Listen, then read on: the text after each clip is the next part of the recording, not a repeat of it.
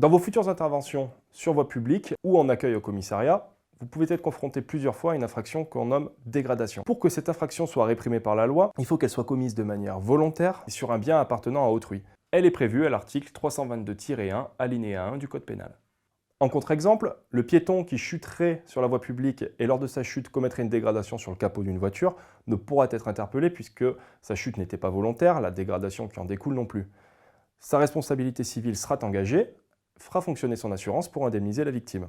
Un autre contre-exemple, la personne qui casserait la vitre de sa voiture pour récupérer des clés qu'elle aurait enfermées à l'intérieur ne pourra être interpellée puisque le véhicule lui appartient et la dégradation est commise sur son propre bien. On distingue 3 degrés dans ce délit en fonction du dommage qui vont de léger à très grave.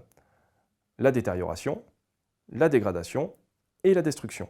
Bien que ces 3 degrés soient différents, ils sont tous punis de la même peine d'emprisonnement de 2 ans et de la peine d'amende de 30 000 €.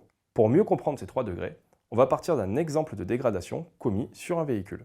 La détérioration est une altération d'un bien qui ne l'empêche pas de fonctionner. Elle peut par exemple être esthétique, comme sur ce véhicule, rayé avec une clé sur la portière. La dégradation, elle, implique une réparation pour retrouver un fonctionnement normal. Par exemple, ce pneu crevé nécessitera d'être changé ou réparé pour pouvoir à nouveau utiliser la voiture. En revanche, dans le cas d'une destruction, le dommage est total. Aucune réparation ne permettra de retrouver l'usage normal du bien. Par exemple, cette voiture détruite par le feu. Notez par ailleurs que le fait d'utiliser un moyen dangereux pour autrui pour commettre l'acte de dégradation, par exemple un incendie ou une explosion, est une circonstance aggravante.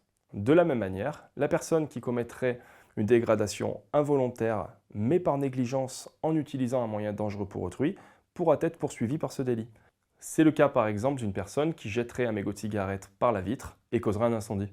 Ce qu'il faut retenir, c'est que quel que soit le degré de dégradation commise, détérioration, dégradation ou destruction, vous pourrez interpeller l'individu qui a commis cet acte. En revanche, si le préjudice financier de la détérioration est léger, le parquet pourra décider de poursuivre la personne avec une contravention de 5e classe. Le législateur a prévu une réglementation spécifique pour les tags dans l'article 322-1 alinéa 2 du Code pénal. Le tag est une inscription effaçable qui n'altère pas son support. C'est un délit pour lequel il n'est pas prévu de peine d'emprisonnement. Il existe des aggravations, mais pour lesquelles il n'est pas prévu de peine d'emprisonnement. Par exemple, un bâtiment public ou un bien appartenant à un policier.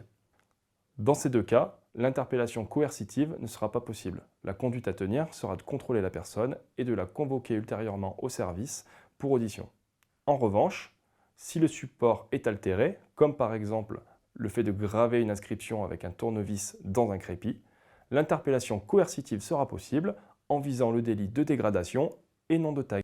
Enfin, les tags à caractère discriminatoire envers une personne à raison de son ethnie, sa nation, sa race, sa religion, son sexe, son orientation sexuelle, son identité de genre ou son handicap est un délit puni d'une peine d'1 an d'emprisonnement.